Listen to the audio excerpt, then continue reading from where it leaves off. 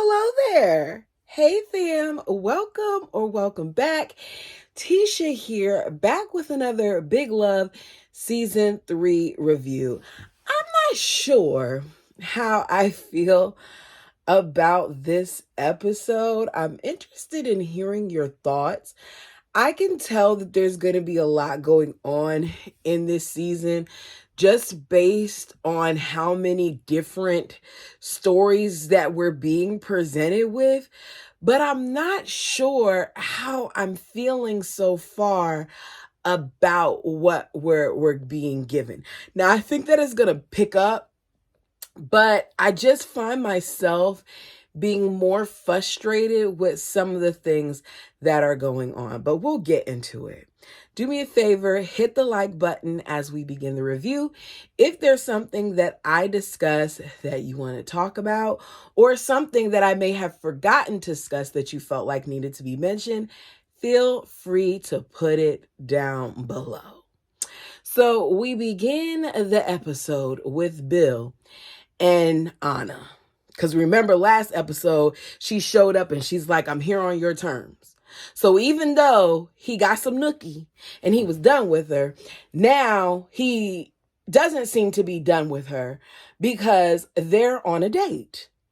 He's talking about work and asking her if she watches the Weather Channel. And I'm looking like this conversation feels forced and it feels awkward. At first, I thought it was just them in the vehicle, but then we realized that they aren't alone, that not only is Nikki and Barb there, but so are some of the kids. It is a group double date so that she can get to know them as a family and they can kind of get to know her. It is awkward. And Anna later calls Margene because she wasn't there, and she tells her how much she hated it, especially because Margie wasn't present, that the conversation was boring and that people normally go to places like restaurants and things like that. They don't sit in the car and eat fast food and talk. I don't know if I necessarily agree with that. Like, I'm all for going to a restaurant, but I'm a simple chick. Like, a lot of times with the way things are, and especially since the pandemic, I much rather when it comes to certain dates with my man, let's go and grab the food and bring it back to the house. Where we could just be, bummy if we want to, sit on the couch and eat, be in the dining room and eat. Like, we could just be wherever we want. We can sit on the floor and eat for all I care. It's not that deep. I personally like being in a vehicle. I enjoy being like by the water and eating food and things of that nature. So it wouldn't have bothered me. It just seems like Anna wants and expects more, but I don't think she really truly realizes what she's getting herself into. And then a part of me feels like because she's lonely, she's willing to accept things that if she wasn't lonely, she wouldn't have, wanted to get into. So later that night, we see Bill and Margene having sex. And she's like, pull out, pull out, pull out, pull out. And he's like, not now, because he's not ready to pull out, not now. And she keeps telling him to pull out to the point where she pulls his ear to get him off of her, because in their belief system, they do not use contraception. Now, you can have whatever opinion that you have about this. It's not on me to tell you what to do with your body.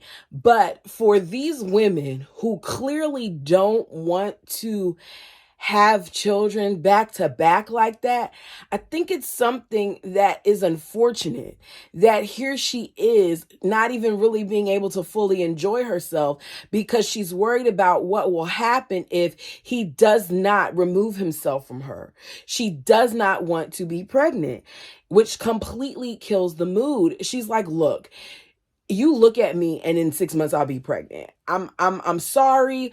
It's not my turn. I don't want to be pregnant again right now. I feel like it's Nikki's turn. I've done my job, but Nikki hasn't done her job. Why is it that having children is considered a job? Because their belief system really puts a lot of emphasis on children. And I do not like the scripture that Bill uses later on to try to pull that in there, because the scripture that he uses isn't even accurate. But we'll get to it. So she doesn't understand why at this point it's been 4 years and Nikki hasn't gotten pregnant. Because if she keeps getting pregnant, it's obvious that Bill isn't the problem. And we know that Nikki isn't pregnant because Nikki doesn't want to be pregnant. We even see her that she still is hiding her birth control pills and she's still taking them. So Margie asks Bill to consider having a baby with Nikki next. Bill at first thinks nothing of it, but what often happens, and we've seen it with sister wives, with Cody and his wives, is that when one wife says something to a gentleman, it puts thoughts in their head. And now something that originally wasn't an issue becomes an issue. Margene has made such a big deal about this whole pregnancy thing that he, the next day, goes to Barb and asks Barb if something's going on with Nikki because she should have had a child by now. And Barb was like, I was kind of, wondering, but I don't know. Maybe it could be stress. Maybe it's things with her father and it's things with the trial. But that doesn't appease Bill because the things with her father in the trial just started happening and it's been 4 years. So like, what are we doing here? She's like, don't worry about it. I'm going to talk to her. I'm going to make sure, that I find out.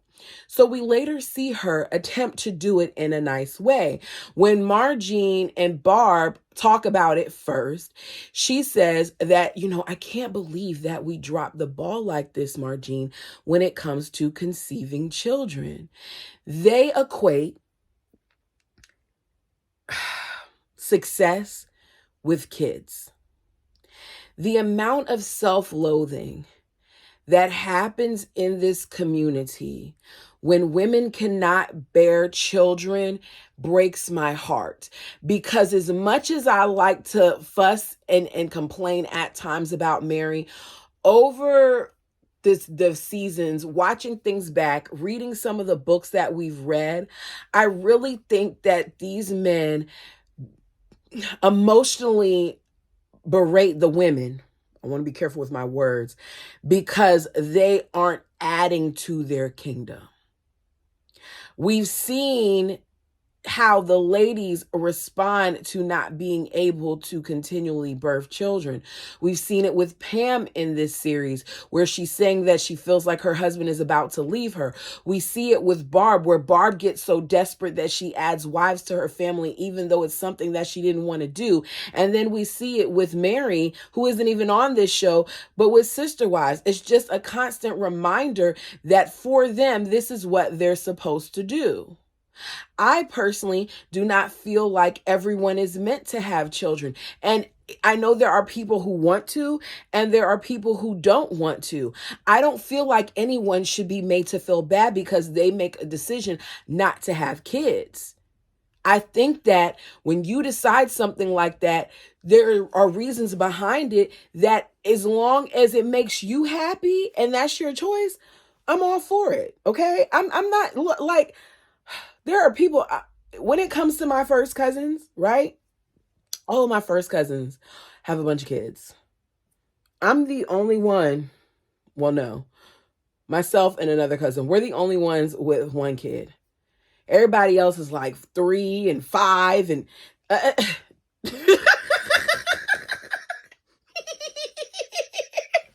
not knocking it. It's just not for me. It's not something that I would want to do. And if I'm being honest, I can't afford to have that many kids. It is expensive. It's hard enough being a single mom, handling one. I can't imagine having multiples. Now, of course, a lot of them, it's a 2-parent household. But my point is, there's a lot that comes with it, not just finances, but your ability to be there, which goes back to Nikki. We'll get to it.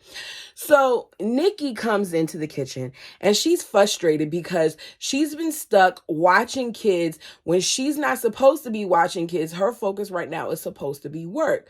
Margie was supposed to be there, but Margie's busy running around doing things for Bill because she's enjoying helping Bill with this whole gaming thing. But Bill, like he does with all the other wives, is using her. So the subject of Anna comes up, and Margene talks about how we need to do more romantic things for her. Maybe we can get her gifts and stuff like that. And Nikki's like, I'm not doing all of that. Us alone should be enough for her. It goes from that to Barb talking about, Bill's concerns. And she's trying to be gentle about it. But Margene, being the person that she is, just jumps straight to it and is like, why haven't you had more babies for Bill? Nikki's like, maybe it's just not my time, or maybe something's wrong with Bill. She says maybe Margene has broken his parts.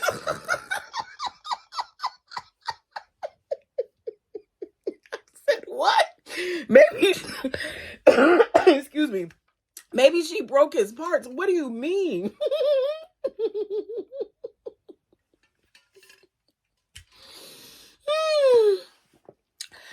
Nikki is the queen of deflection. She drives me nuts sometimes, right? But I gotta be honest, I like her. I don't know why I like her, because she often frustrates me, but I like her. I like her because in spite of the way she was raised, in spite of who her parents are, in spite of how she still very much so believes in this stuff, I see little glimpses of who Nikki could be if she wasn't raised like this, right? So Nikki later tells Bill while they're in bed that she would prefer that he not discuss personal things like her ability to conceive with the other wives. His response to that is, growing the family is why we're here.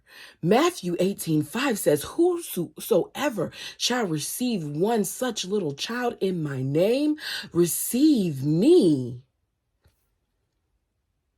I said, why did you try to quote that scripture? Because that scripture isn't really about having kids. To my recollection, if he takes it to its entirety, this is a conversation that I believe that Jesus was having with the disciples. And he wasn't talking about children, but what he was talking about as we as a people, we as adults being more like children. There's a certain level of humility that is needed in order to enter the kingdom. You're supposed to exhibit certain characteristics like love and kindness and trust, and at times innocence. So you're sitting here trying to quote this scripture, acting like it's about that when that's not what it's about, which goes back into how oftentimes people will misinterpret scripture to get what it is that they want. And that is what a lot of this cult, in my opinion, seems to be based upon. Now, if you guys feel differently, let me know down below.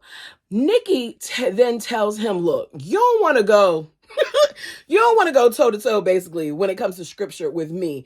Basically saying like she could probably eat him up in the scripture. And I kind of wish she did, because I think that Nikki knows more than Bill. So she's like, look, honey, I need a blessing from my father. If I get the blessing from my father, then I feel like we'll be able to conceive. He did it for so-and-so and so-and-so, and they conceived twins. Nikki knows that it's not about that, but Nikki knows what to do to get what she wants, which what she wants is to be able to see her father, but Bill has not been allowing her to see him. So because she requests that, Bill grants her request because he wants those kids, and he takes her to go see her dad. We see him with his hands on the thing as he's granting the blessing for them, and then he dismisses Nikki. Roman goes on this whole talk about how, a lot of his accusers have recanted their lies. And what he needs now is he needs Bill's help with locating Rhonda, who's one of the witnesses. Now, he's not saying it like, can you help me? He's saying it like, you're going to help me. Bill's like, well, what I need to know is, are the accusations true? Is there any truth to this? Have you done this? Have you done that? And Roman's like, no, they're not true. He then threatens Bill, tells Bill, you better find Rhonda, or what I'm going to do is I'm going to put your wives and I'm going to put your kids on the stand to testify about Rhonda's credibility, because others have seen some of the things that Rhonda has done. Heather and her family obviously have seen it. We haven't seen anything else in regards to Heather's parents. So obviously they believe Heather once Heather disclosed what was going on with Rhonda, and they kicked her out. Which means if those kids go on the stand, if his wives go on the stand, everything that he's trying to hide is going to come out in court. So Bill tries to threaten him, because one thing Bill's going to do is Bill's going to act like he's going to do something and he's going to get you, and he's going to, try to do whatever tactic he can think of to get you to do what he wants. And he's like, you better not do that or else. And Roman calls his bluff. Roman says, you aren't going to do anything to me. What you're going to do is you're going to do whatever you have to do to protect your family, even if that means you become an errand boy. When he said it, I started laughing, because I do not like Roman. But I find joy in every time that Bill is knocked down a peg, because Roman is very good at getting under Bill's skin. So Bill goes home, tells Barb about what's going on as Nikki listens and lets him know that they need to get as far away from this mess as possible. It's about to explode and all these other things, and this is why they need the other business and blah, blah, blah, blah, blah. So let's go back to Juniper Creek. We're at Juniper Creek. Kathy is on the phone. Kathy is timid and she's scared, and she hangs up the phone. Her and Joey are whispering as Rhonda is playing the piano and watching them whisper and hold each other's hands, and Joey kiss her on the hand and all that other stuff. Kathy, we find out, has to do another deposition. They're going to do it this time in a hotel room near where she's at. That way they don't risk basically her being seen. So Kathy has heard about what's been going on apparently with the other witnesses, and she's scared. This is when we learned that Kathy is one of the witnesses. She fears having to testify against Roman, but Joey's like, don't worry about it. You're going to do this. You deserve to have your story told, and I'm going to protect you, which makes me wonder how old Kathy is, because we know that Kathy was previously married to an older man. So now I want to hear more about Kathy's story, because I actually like Kathy. Rhonda's kooky. I like Rhonda a lot. Wanda. I like Wanda a lot at first, but Wanda got some stuff going on that has me looking at Wanda like, girl, I don't know how long I can like you, because you're doing some stuff that really may require you to go and get some more help. So Kathy feels bad about keeping things from Wanda, especially because she can tell that Wanda is being affected and by their interactions, by them whispering, by them not telling her what they're talking about. Joey reminds her of the importance of not letting her know, because she may tell people and he doesn't want to face backlash from the community, because there are still people in the community who believe in Roman despite all of them basically following Albie. Now, it's not what he says, but that's what I'm picking up in that exchange. So Kathy's like, I just feel so sorry. I'm so sorry for letting this all happen. And I just don't, want to put you at risk. Wanda is over Kathy. Wanda wants Kathy to go. She does not want to share Joey. So she decides to pop up on Albie. Now, Albie's like, how did you even get in here? And she's in there. So she's like, look, I need her out. I need you to reassign her. I need you to hurry up and do it, because at this point, it's no telling what I'll do to her. I said, oh, now we know she was ready to sprinkle the cleaning stuff on the cake and have the girl eat it. So Kathy needs to be careful. He tells Wanda, Kathy is just as important to me as you are. And if anything happens to her, I'm going to be sad. You're going to make me sad. I think Albie wants to do something else. I'm interested he took that route saying he would be sad. But Albie is trying to act like he's this great guy.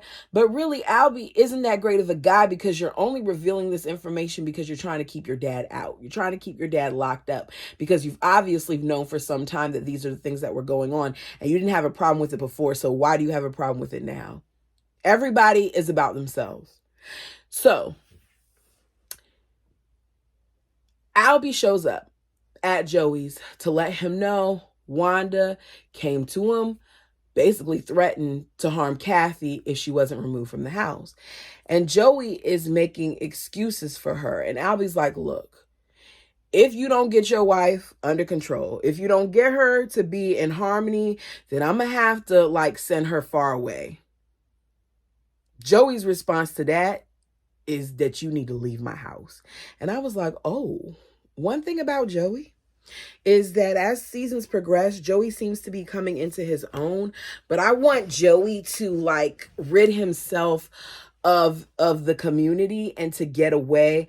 I just don't know what that looks like for him given the circumstances. So we see Nikki and her mom talk because Nikki needs to find the other witnesses. She tells her, Adelaine does, that I have not slept in 4 days and this is serious and you need to stop playing around. And Nikki's like, look, I'm trying to help you, but they've got this stuff under lock and key now. They're being really, really serious about this. And, I'm going to try. Don't worry. It's going to work out, mama.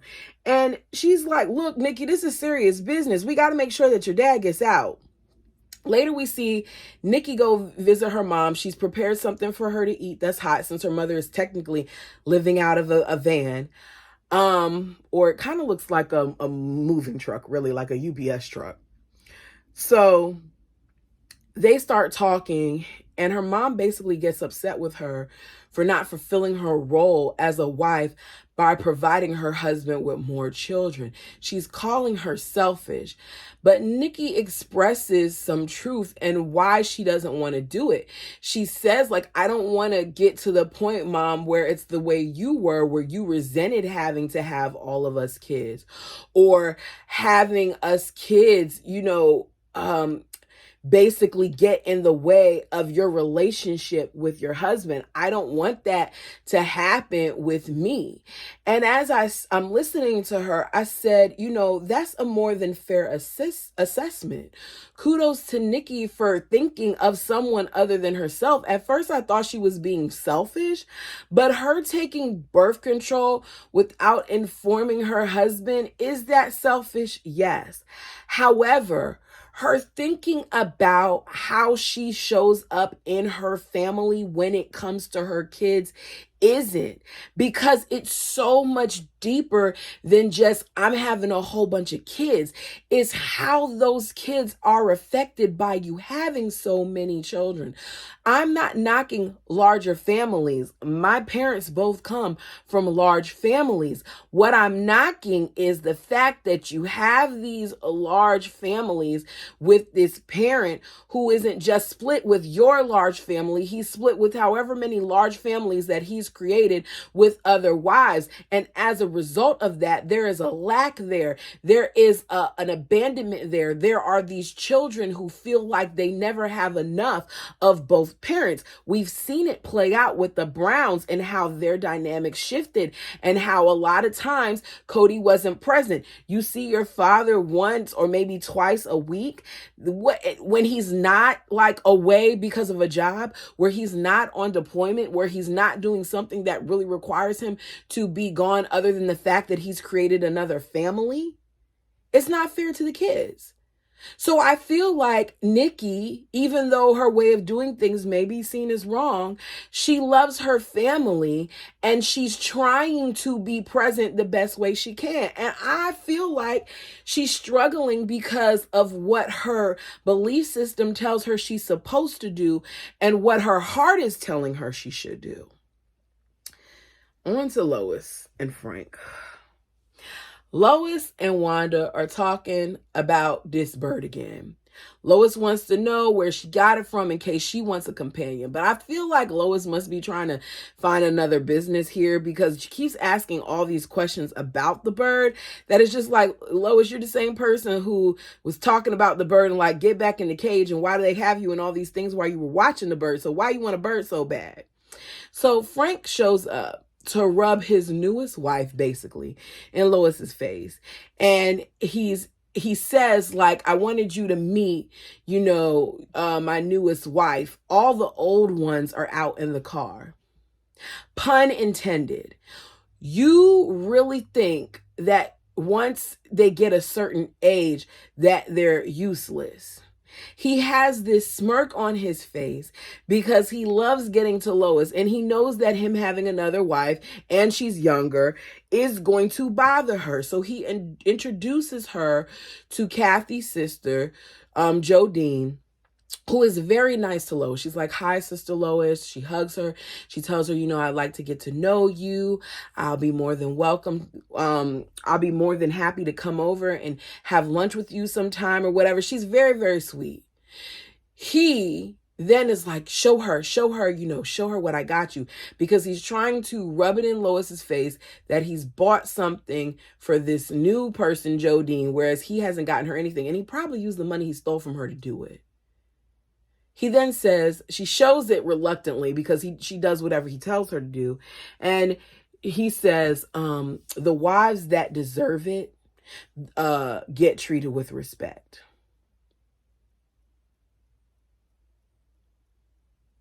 So she does the whole thing where she offers to cook. Lois says, get out, both of you. Frank tells Jodine to go ahead and wait for him in the car. She leaves, and he's like, you see how she listens? Lois, you're going to learn to listen. You will learn to respect me. And Lois smiles, and she says, anyone can marry a whore and get her respect.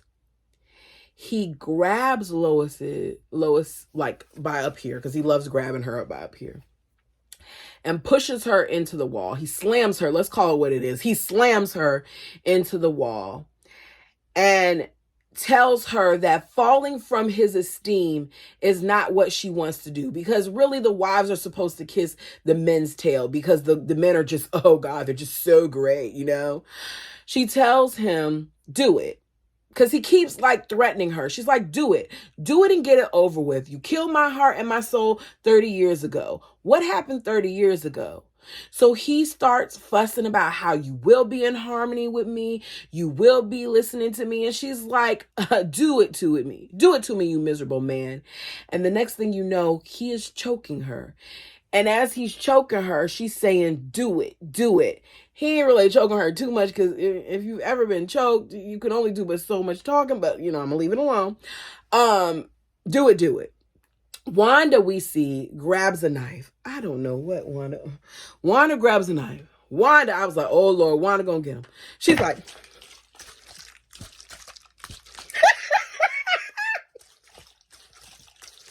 walking up, like, next thing we know, you hear a thud. I said, okay, I don't think a knife makes a thud sound. Frank's other wife, Nita, has ran up in the house with a shovel to save Lois, because I guess she heard what's going on. And she hits him really, really hard. I think it's in his head. He goes tumbling down. Nita is panicking. Like, I had to do it. He sent my son Frankie away. What have I done? I'm going to be casted out. Frank is my husband. He's my priesthood holder. Lois slaps the mess. I mean, it's like across her face to snap her out of it. And she's like, what you're going to do is you're going to get in the car. You're going to take all those wives and you're going to get out of here. And you're going to tell them that Frank is staying for dinner because I made some pork chops. So she leaves. These ladies often do not like each other. But what I have realized, even in the other books, is that they show up for one another when it's really needed. We've seen it when they've given birth. We've seen it when there's been a tragedy. They show up for each other when they need to. So Lois keeps Frank. You see her drag him out of the back of the house and his head hits the floor again. Barb gets additional scans done. She gets her biopsy, and because she didn't do what she was supposed to do, which was to inform people, she is forced to let Bill know what's going on because she cannot drive herself home from the procedure. As they're in the car talking, he looks nervous about what she's saying. She says, I'm no longer afraid. The first time this happened 7 years ago, I was scared. This time I'm not. I look at our family and what we are, and we're just a part of something so strong. She tells Bill, we got to keep growing our family, because as we find out later in the episode when she's talking to Margie, that her intentions were originally to have 6 to 7 kids for Bill, or even more, because she was going to have children for his kingdom as long as she had the ability to conceive. And it was hard for her to lose that ability because she was taking away from Bill. Keep in mind, she had already provided him with 3 children, and she feels bad because of this, which goes back to the way these ladies are forced to feel. Bill's like, that's why, Anna. So do you want another wife because of a testimony, or do you want another wife because you want to have more kids? So they start talking about her, and Barb's like, I don't know her, but it seems like, she has a good head on her shoulders, It gives me comfort, though, knowing, what heaven will look like and who from our family will be there. She asks him not to say anything to anyone until they know exactly what's going on. And we see him go home and tell Nikki, who's visibly shook and who's like not Barb, and whose tears eyes, she's such a phenomenal actor, and whose eyes get to watering and stuff like that. And she wants to say something to Barb, but she doesn't say anything to Barb because he tells her she can't. So while out running errands, Margie sees Touchdown Sports Bar with a sign that says play. She ends up talking to the owner and selling 15 machines to them. They can apparently make thousands of dollars based on this, and she's excited. Bill and Dawn have another meeting with Jerry. It is not really a meeting that is worth mentioning, but because of what happened, we got to talk about it. It wasn't even like a PowerPoint show. It was a slideshow of a bunch of pictures of buildings that already exist. I feel like they are a bunch of amateurs that are over their head with this. So Bill keeps saying, Don, for him to hit the button. And I'm like, okay, I just feel like you really treat him like he's just your errand boy. So Jerry is looking, and he admits that he's unimpressed. He's like, look, you're competing against people like Trump, and you brought me a slideshow. I was expecting more. I thought I was going to have something tangible. I can't bring this back to the tribe. I need glitz. Basically, he needs a wow factor. He wants like an actual architectural model because Don kind of promised that. We find out that Don forgot to tell Bill that. So after Jerry leaves, he's fussing at Don like Don's a kid. He tells Don, you promised that you were going to do it. So what you're going to do is you're going to pay half of it. But Don's like, no, don't talk to me like a child. I said no, I don't have it. I mean it. I can't give you the money because I don't have it. And I got excited because this is the first time that we really see Don stand up to Bill, because Bill is selfish. Later, we see Bill ask Margene to bring the model that he's purchased with money from the family because they don't have it in Weber. And he tells her to make sure that she wears her red dress, because Bill is always using his wives to get what he wants. And for whatever reason, I guess he feels like he's going to tempt him with that dress, even though that's a married man. When Don shows up for the next meeting that they have scheduled with Jerry, he's all out of sorts to the point where he's trying to look for something in his drawer and he ends up flinging the drawer on the ground. And Bill's like, you can't show up like this, which I agree. He was really flustered. He shouldn't have been in that meeting. But he excludes him from the meeting. Margie ends up bringing in that $18,000 model. Jerry likes the model, but he's still unsure of the partnership.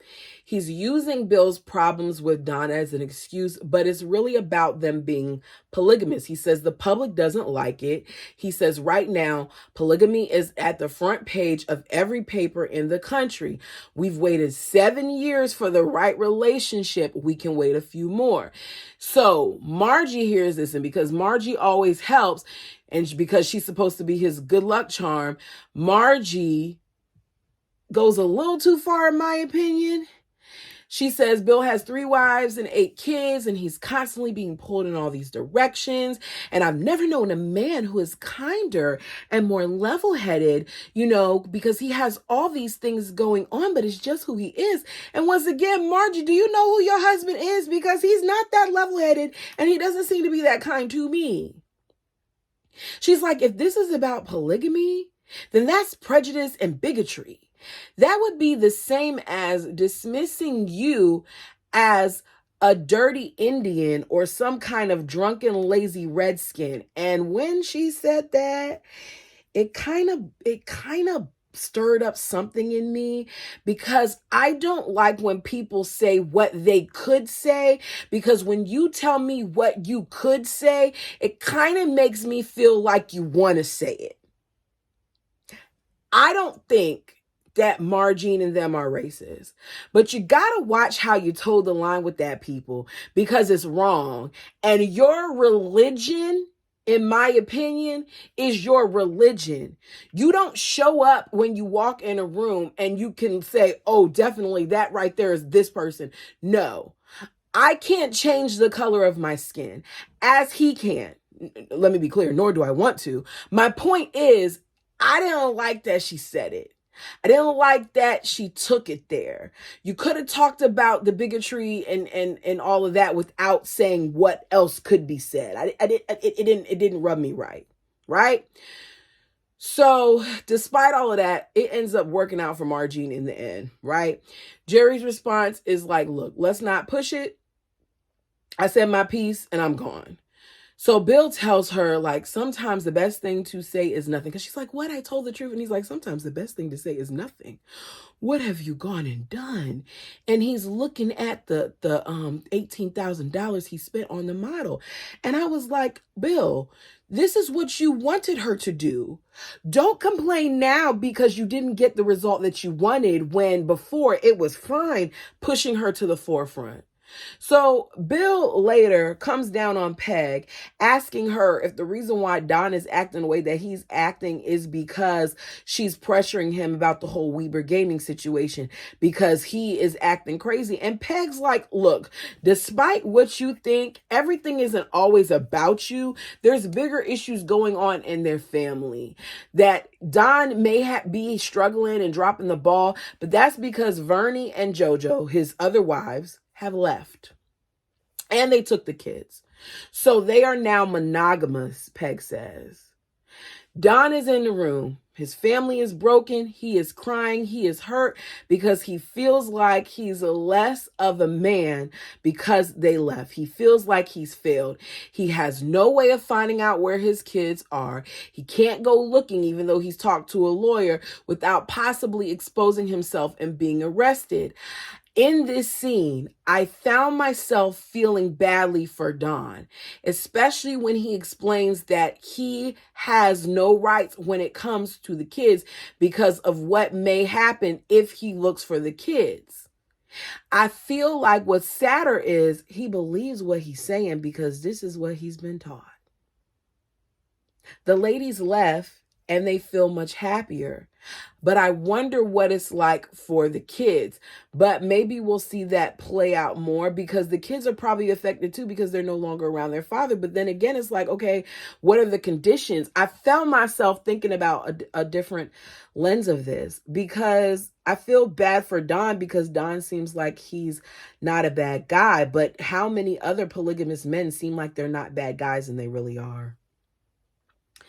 Jerry later is seen by Bill again, and he tells Bill that Margene was right about some of what she said about the bigotry.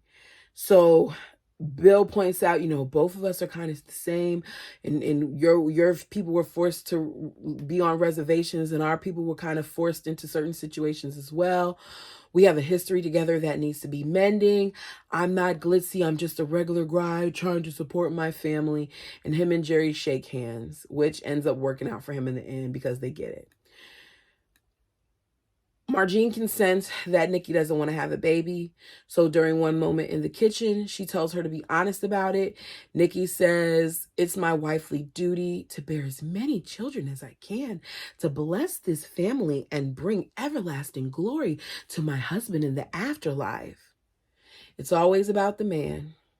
I'll pass. I mean, I love men. Not like that. I am all for our men, right?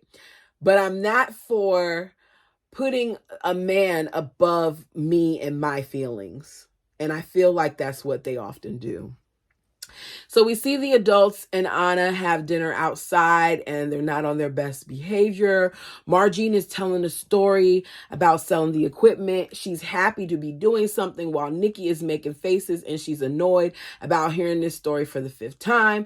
She starts talking about, Margie's calling is about being devoted to their children, that her job is to watch the kids, and Nikki is working and Barb is in school, and Margie tells her, like, you can hire a sitter. And you see Barb moving her hand like, don't say that, because she knows y'all gonna keep this going. We gotta guess, and this is gonna turn into something else. So Nikki's like, we should be able to take care of our children. We have lots of mothers to spare. And Margene says, 4 years ago, I was your babysitter. Remember that? When you were low on the totem pole and you needed my help, why did she need a babysitter? I'm confused. Because Nikki never worked. So why did she, or did she work? What do we mean? So I need to go back and look, because I saw Tulips and Cats wrote in the comment section that there are like a few episodes that show that, but they weren't put on TV. I think you said they were released like on YouTube. So I kind of need to look at that because I want to see what the whole backstory is. So it goes back to show you that these families, a lot of times the decision isn't your own, because they talk about how Barb's like, we talked about it, and this time it's your time to stay home and it's Nikki's time to work. So everything that you do is a vote. Same thing we saw with the Browns. All this is going on while Anna is watching. They end up leaving her at the table and continue to have the discussion. And Nikki's like, she doesn't like being involved in this whole process of dating. She's coming down on Barb, like, why did you have to seek this out and see this? This is not what we do. And it just makes me feel like the wives are never included in the process. So what's the point of them voting? The next day, Barb makes a fertility appointment for Nikki without even talking to her about it. First, she takes Nikki to the fertility doctor to check on her. Barb would hear so much from me because you do way too much. It's not your business. Why are you thinking that you can make choices about my health? Especially when she didn't even want to share what was going on with her own self.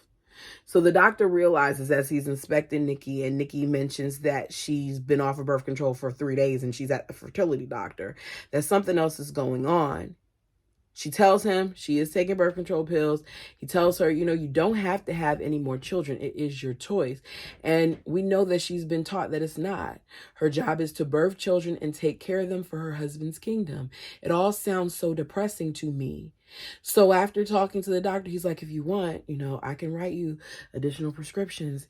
And she's like, I want to have more children. I just feel like I'm not ready to do it right now. Yes. Something is going on with Sarah. Sarah made me eat my words this episode. She did. If I'm wrong about my guesses, I always say it. So I'm going to say I was wrong about Scott. We see her and Scott and she's getting dressed. She's being very short with him about Arizona. He can't understand why she's running away and why she hasn't told her parents about her acceptance. He tells her, like, look, I can learn to accept your family. All you gotta do is give me a chance. And I said, okay, I'm wrong about Scott. Scott cares about her. I thought it was just a sex thing, especially with him openly admitting that he was doing things with other women. But I think that he cares for her. So Sarah lets her mom know later on that she wants to go to ASU. She was accepted into the nursing program. And Barb starts immediately talking about, like, we prepared for the U.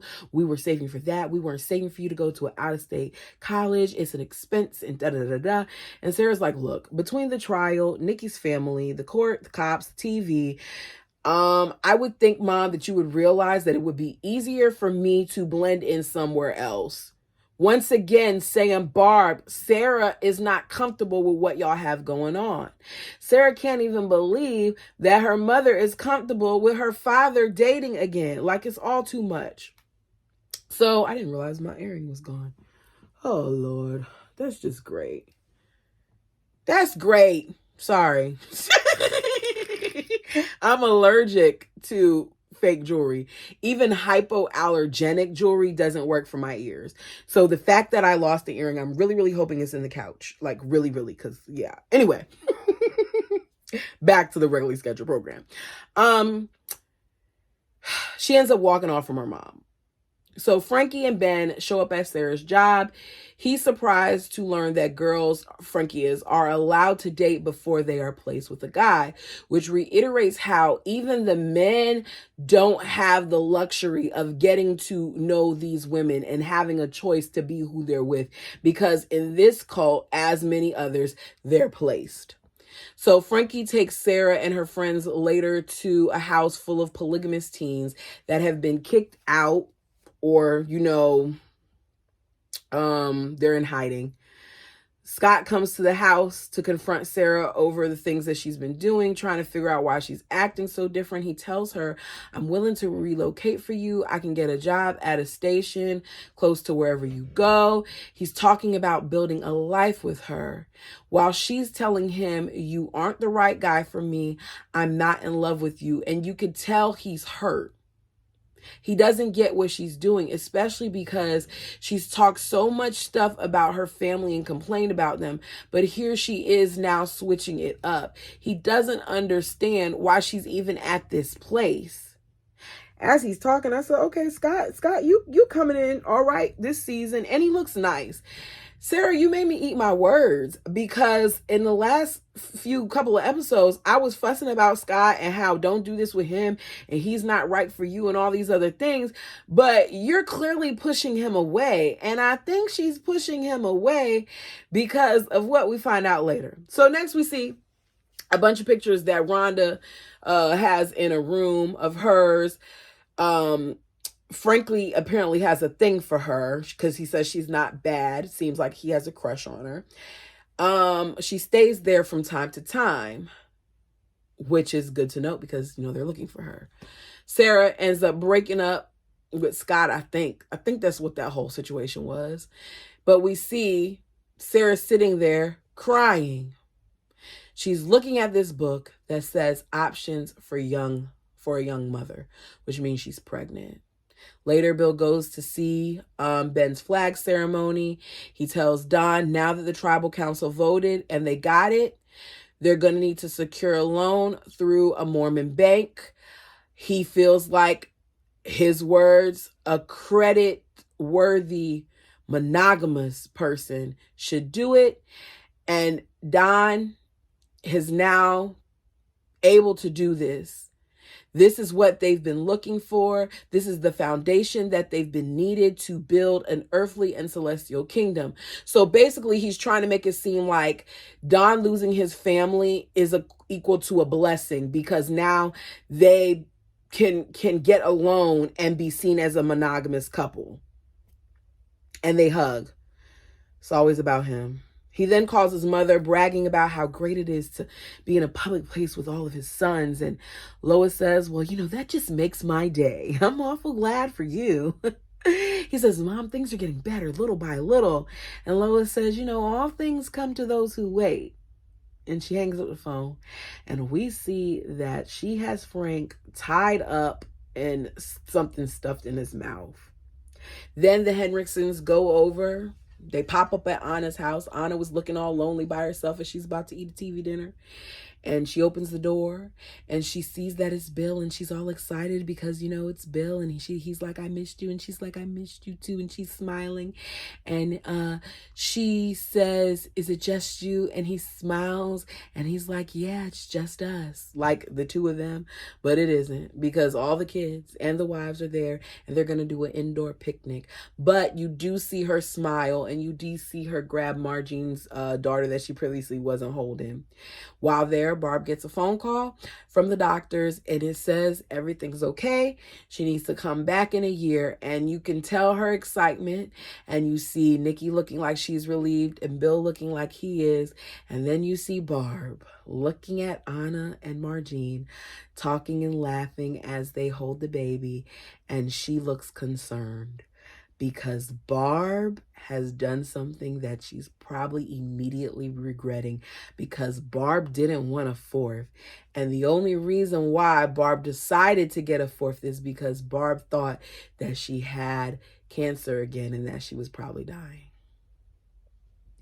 This is going to be interesting to see how it plays out. I don't know what it is about these ones that are so long, but I can't seem to not run my mouth and tell a lot of details about Big Love. Anyways, you guys let me know what you thought about this episode. If you've been here more than once and you haven't subscribed, what are you waiting on? We're on the road to 2,000, and I hope to get there sooner than later. Have a great day, guys.